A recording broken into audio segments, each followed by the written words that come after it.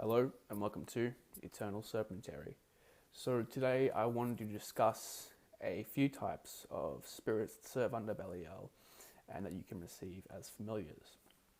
The first type of spirit is of course the 50 legions that serve under Belial. Now these are demonic or infernal spirits that have not yet been recorded, I believe, and are inhumane, very powerful spirits. And when I say inhumane, they were never human, unlike the second type of spirit you can receive from Belial, which is actually the spirits of dead devotees, spirits of people who have died in path workings with Belial or have agreed to join him in the afterlife and serve under him, which happens quite frequently, no doubt.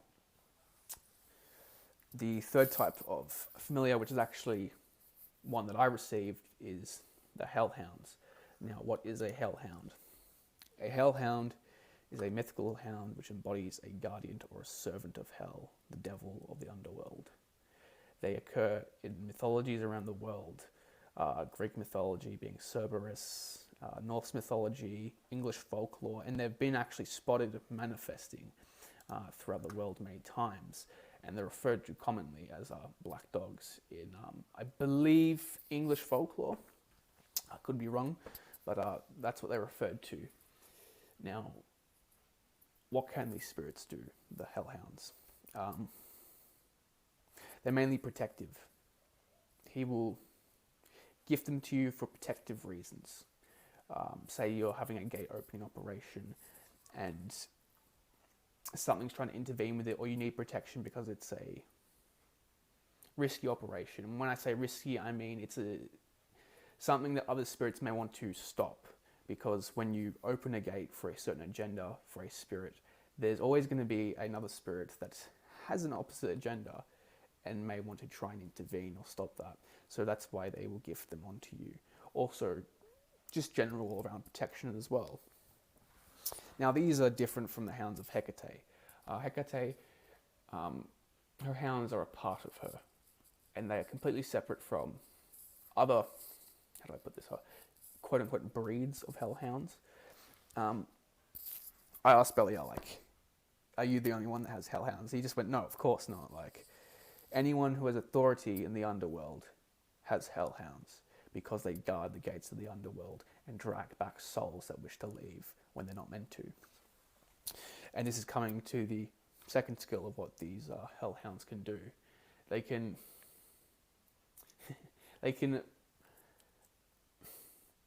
banefully attack someone.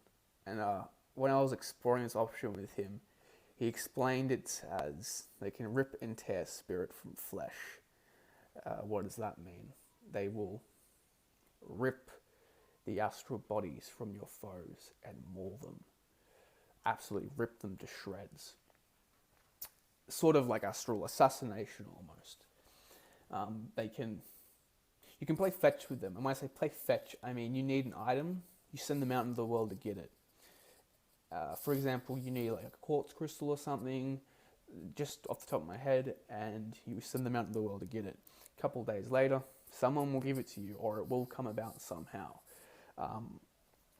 So they're very, very useful spirits to work with, absolutely. Now, I also wanted to give a chant to be vibrated to call upon Belial. It's sort of like a universal chant for Belial, so you can use it for devotion, invocation, evocation, whatever you wish. So that chant is Kahr, Roxte, Mahr, Behni, Belial. I will type it in the description so you can have the full spelling of it and everything, and the proper pronunciation.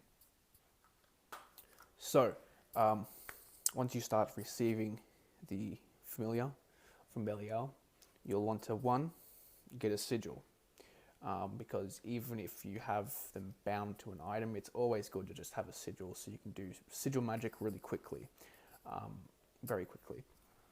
And sometimes it's not always the best to continually coat an item with blood, especially if it's a small little necklace, you know what I mean? So you can give blood onto the sigils instead.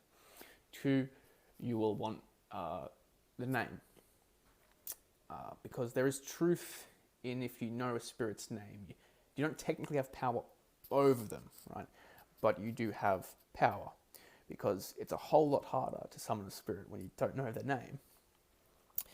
I will also go about how I sort of bound these two hellhounds to a necklace that I have.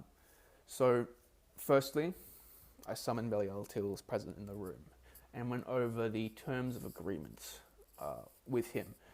And what do I mean by that? I mean what offerings they take, how often I should be giving it to them,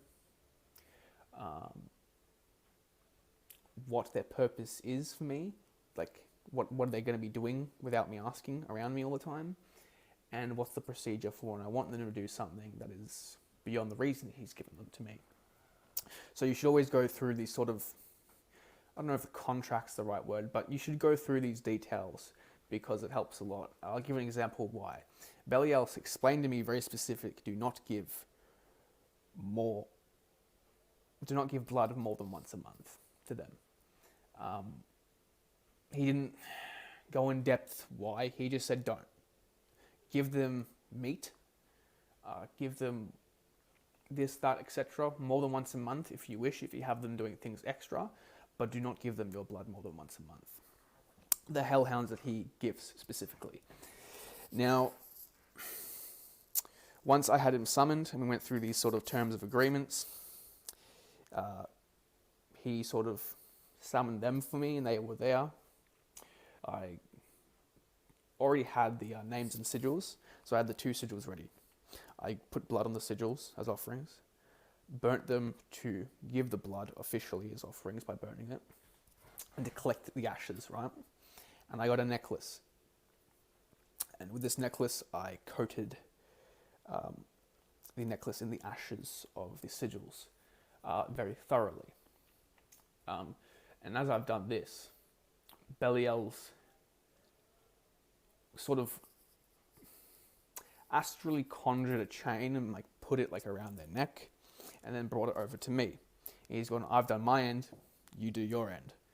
So I will then get the chain and bind it to the necklace, right? And have an incantation that he's given to me for binding.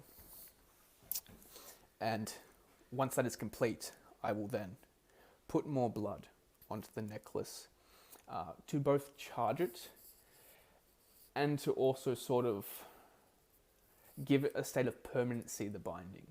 Like, blood stains. And like, if something stains, it's sort of got an energy of permanency, if that makes sense, right? So whatever binding we've done will be more permanent and enhanced with the blood. And this is going into blood magic, which is something I will possibly make future videos about. So once that's done, the hellhound or hellhounds are bound to the necklace and you wear it, etc. So that's pretty much the whole binding procedure I went through with him to bind the hellhounds to something of mine. You can use anything, a ring, a necklace, a cup, a hat, as long as it's sort of like, it doesn't have to, but has some sort of reference to the spirit.